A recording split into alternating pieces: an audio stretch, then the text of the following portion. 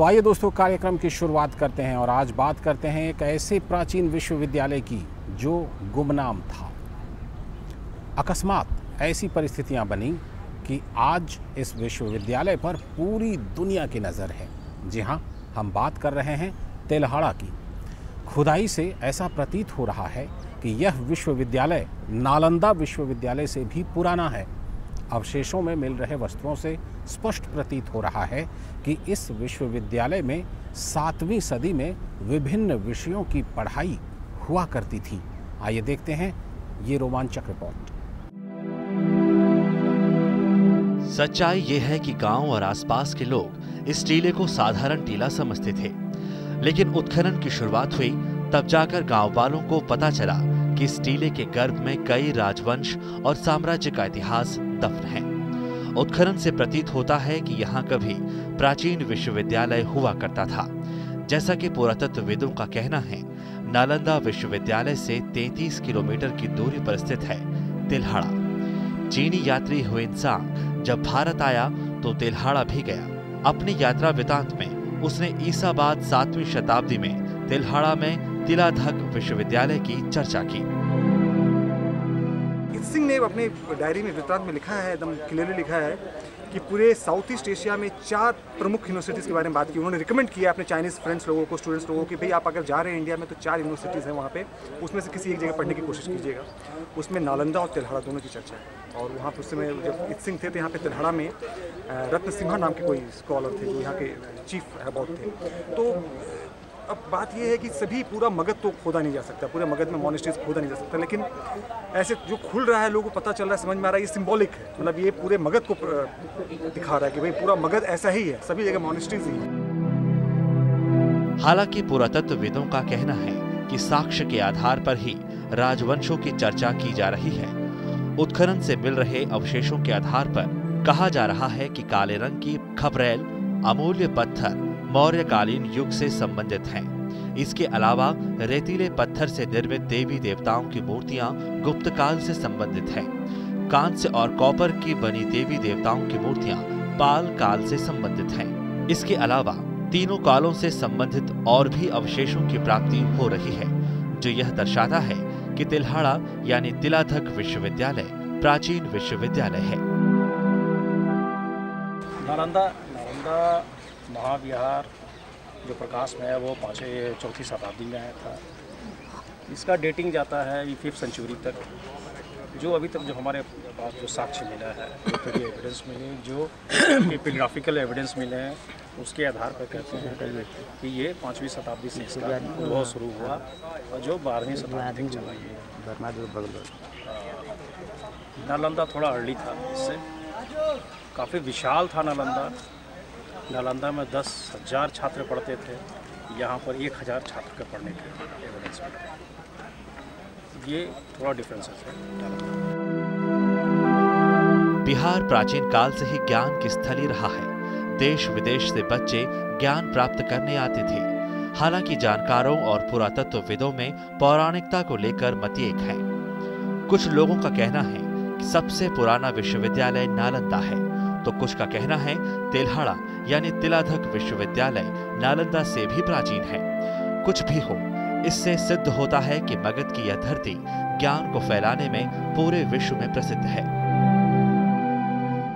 कोई भी मॉनेस्ट्रीज कहीं भी जाइएगा, मैक्सिमम मॉनेस्ट्रीज आपको गुप्ता तक तो जाएंगी। मतलब बहुत, क्योंकि गुप्ता काल में उस समय पूरा मगध इतना पवित्र था कि दुनिया के जितने बड़े स्कॉलर्स थे वो आके यहाँ पे मॉनेस्ट्रीज खोलना चाहते थे। जैसे आप नालंदा का देखिएगा तो वहाँ पे गुजरात से मॉनेस्ट्री के एक बहुत बड़े मॉन्क थे, वो आए, उन्होंने बोला कि मुझे मॉनेस्ट्री खोलनी है, तो उनको यहीं पे जगह दिया गया। तो बड़े बड़े मॉन्क्स को यहाँ पे मॉनेस्ट्रीज खोलने की जगह दी जाती थी। तो ये इंपॉर्टेंट नहीं कि गुप्ता कालीन है, मौर्य कालीन है, पालन का, इससे ये पूरा मगध की कहानी है, मगध की कहानी का एक हिस्सा है। हुएनसांग ने प्रसिद्ध अपनी पुस्तक भारत यात्रा वृत्तांत लिखी, उसमें उसने चर्चा यहाँ का किया, नालंदा विश्वविद्यालय का भी चर्चा किया कि नालंदा विश्वविद्यालय की स्थापना गुप्त राजा कुमार गुप्त ने 5वीं शताब्दी 453 ईस्वी में किया गया था, नालंदा विश्वविद्यालय का स्थापना। लेकिन तिलाधक मोनेस्ट्री के बारे में उसने लिखा कि Tiladhaka monastery was built by the last descendant of king Bimbisara in the honour of the teaching of lord Buddha. मैंने ईसा पूर्व का है। यह नालंदा विश्वविद्यालय की स्थापना ईसा के बाद में 453 ईस्वी में हुई, लेकिन इसकी जो स्थापना हुई थी ईसा पूर्व। उत्खनन में प्राप्त अवशेषों और समकालीन चीनी यात्री हुएनसांग और इत्सिंग के विवरण के आधार पर कहा जा सकता है कि तिल्हाड़ा 7वीं सदी में उच्च शिक्षा के मामले में देश का सबसे बड़ा केंद्र था। यहाँ देश विदेश के छात्रों के अलावा नालंदा के छात्र भी उच्च शिक्षा के लिए आते थे। यहाँ महायान बौद्ध मत के विभिन्न उपसंप्रदायों के दर्शन समेत ज्ञान विज्ञान की कई शाखाओं के अध्ययन की व्यवस्था थी। नालंदा प्राचीन काल में एक एजुकेशन हब हुआ करता था और यहाँ के जो लोग थे शिक्षा के प्रति काफ़ी जागरूक थे प्राचीन भारत में, और इस मोनास्ट्री को हर तरह से संपन्न करने हेतु दान में जो भी हो दिया करते थे ताकि ये मोनास्ट्री अच्छी तरह से चले। और यहाँ पर भारतवर्ष के ही नहीं देश विदेश के भी छात्र यहाँ पे पढ़ने के लिए आते थे। वहाँ जो था नालंदा वो अंडर ग्रेजुएट का पढ़ाई होता था। उच्च शिक्षा के लिए तिल्हाड़ा आया करते थे और उदंतपुरी का उत्खनन होने के उपरांत ही उस पर प्रकाश डाला जा सकता है। हुएनसांग ने यहाँ 1000 बौद्ध भिक्षुओं के एक साथ अध्ययन करने का उल्लेख किया है। उत्खनन में एक ऐसा चबूतरा मिला है जहाँ एक साथ 1000 बौद्ध भिक्षुक बैठकर पूजा कर सकते थे। दोनों साक्ष्यों के आधार पर कहा जा सकता है कि यहाँ कम से कम 1000 छात्रों के अध्ययन की व्यवस्था थी। हुएनसांग ने लिखा इसके बारे में कि यह तिलादक विश्वविद्यालय था। विश्व के कोने कोने से 1000 बुद्धिस्ट यहाँ पढ़ा करते थे। प्रज्ञाभद्र कुलपति थे और यहाँ की पढ़ाई से प्रभावित होकर पाटलिपुत्र से मसौढ़ी ओकरी होते सर्वप्रथम मैं तिलादक विश्वविद्यालय की जमीन पर पहुँचा। यहाँ 2 महीने रहकर अध्ययन किया। इसके बाद वह यहाँ से नालंदा विश्वविद्यालय की ओर प्रस्थान किया है। नालंदा और तिल्हाड़ा से प्राप्त अवशेषों की तुलना की जाए तो नालंदा से प्राप्त अवशेष बहुत ही खंडित अवस्था में प्राप्त हुए थे, जिसके बाद में संरक्षण करने वाली संस्था ने जोड़ तोड़कर वर्तमान स्वरूप में प्रदर्शित किया। इसके विपरीत तिल्हाड़ा के अवशेष सही सलामत अवस्था में पाए गए हैं। यहाँ की मूर्तियां तराश कर बनाई गई हैं, जबकि नालंदा और विक्रमशिला की मूर्तियों में ऐसा नहीं है। यहाँ पे जो कांस्य की मूर्तियाँ मिली बहुत मैच्योर्ड है।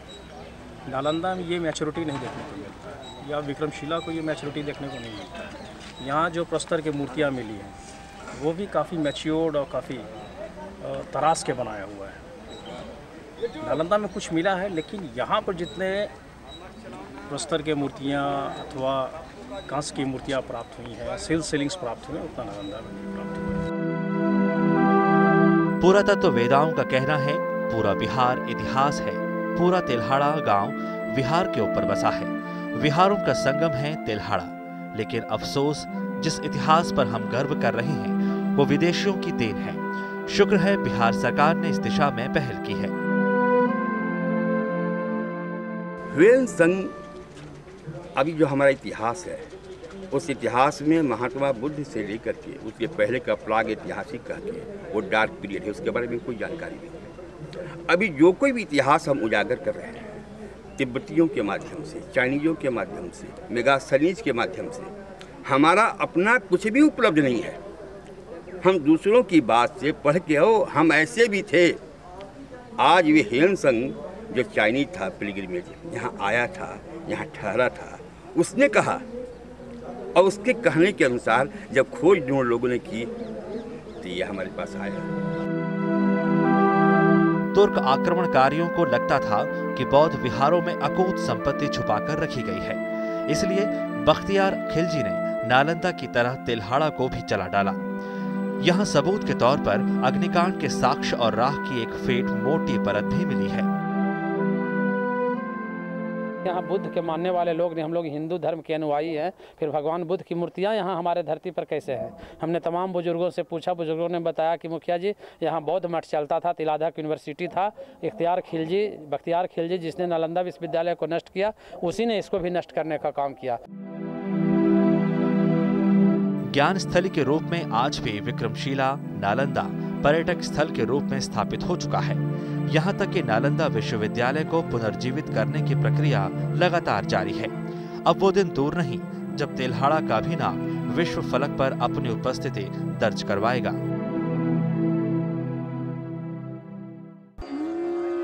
तिल्हाड़ा गुमनाम था, लेकिन रातों रात यह गांव विशिष्ट हो गया। इतिहास की वह गाथा यहाँ निहित है जो यहाँ के लोगों ने सपने में भी नहीं सोची थी। आज सारी दुनिया की निगाहें इस गांव पर टिकी हैं। उत्सुकता और कौतूहल का विषय बना हुआ है यह गांव। इस गांव को अंतर्राष्ट्रीय पटल पर लाने का श्रेय जाता है यहाँ के सरपंच अवधेश गुप्ता को, जिनके अथक प्रयास के कारण ही देश और विदेश के पुरातत्व के जानकार इस गांव को खंगालने का प्रयास कर रहे हैं। देश की पूंजी है सभ्यता और संस्कृति, इसे सहेजने का प्रयास किया जा रहा है।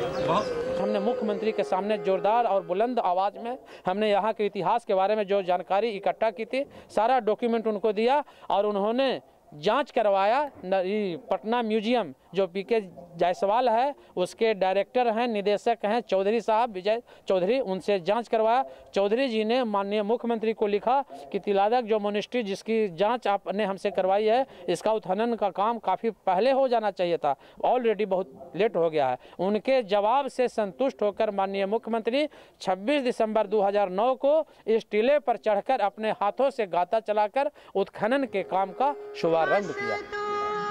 यहाँ अभी खुदाई की प्रक्रिया शुरू हुई है। शुरुआती दौर में ही कई ऐसे अवशेष प्राप्त हुए हैं जिसकी कभी कल्पना भी नहीं की गई थी। अभी तो पूरी खुदाई बाकी है। तमाम इसमें से जो मूर्तियां निकली हैं भगवान बुद्ध की, अवलोकितेश्वर की, चामुंडा की, हरितका की, मारीची की, तमाम मूर्तियां निकली हैं जो सिद्ध करती हैं कि यह कभी बौद्ध मठ था। बहुत सारा कीमती पुरातत्विक अवशेष निकला है। अभी और अंदर जाएंगे तो पता नहीं कितने पुरातत्विक अवशेष यहाँ से निकलेंगे। इस खुदाई से गांव वाले भी खासे उत्साहित हैं। नई सुबह होने की आस जो जगी है। अपने गांव को विश्व पटल पर देखना चाहते हैं। लोगों के दिन बहुरने के आसार जो जगे हैं। पर्यटक स्थल बनेगा, दूर दराज से लोग आएंगे, बौद्ध भिक्षु आएंगे, हम लोग को रोजी रोटी और बढ़ेगा। अच्छा, आगे आपको उम्मीद लगता है कि यहाँ पे लोगों के लिए रोजगार के अवसर खुलेंगे या दम खुलेंगे? सर, खुलना ही। ग्रामीण इस टीले को कभी वर्जीय चीजों के उपयोग के लिए करते थे, लेकिन आज इस टीले को अपने गांव के लिए भाग्यशाली समझने लगे हैं। पहले घर था, इस पर पैर पखाना करता था। यहाँ जो श्री छात्र पुस्तकालय था उसका मैं सेक्रेटरी था। पीछे जो कुछ खुदवाए थे तो उसमें जला हुआ चावल मिला था। तो मैंने इन लोगों से कहा कि बाबूजी बचते थे, ये लोग चलाए थे। मैं आपको गोपीनाथ गुप्ता ये सब 5 आदमी जो थे ना इसको चलाते थे, उन लोगों को कहा, वो लोग जाके अपना पता लगाए पटना में, खुदा उसके लाइब्रेरी में, वहाँ से सब निकला किस तरह की बात है। तिल्हाड़ा एक समय में व्यापारिक केंद्र हुआ करता था। यहाँ के कोल्हू के तेल की आपूर्ति पूरे मगध में की जाती थी। इसी कारण इसका नाम तिल्हाड़ा पड़ा। नाम पड़ने के पीछे कई वजह है। कई बार नाम इसका बदला और दूसरा हुआ। पहले तेलिया ढाका था, उसके बाद तिलाधक हुआ, फिर तिहारा हुआ, फिर तेलढप्पा हुआ, आज तेलहारा है। चूँकि यहाँ व्यापक स्तर पर तेल का कारोबार होता था। तेल यहाँ से सप्लाई किया जाता था राजगिरी साम्राज्य में, और उसके अलावा मगध साम्राज्य की राजधानी जो पाटलिपुत्र थी वहाँ तक यहाँ से तेल का सप्लाई यहाँ से साम्राज्य मगध तक जाता था। आज तिल्हाड़ा के लोगों को आस जगी है। साथ ही सरकार का रुख काफी सकारात्मक है। इस स्थल के विकास से ही रोजगार की संभावनाएं बढ़ेंगी, साथ ही लोगों में खुशहाली आएगी।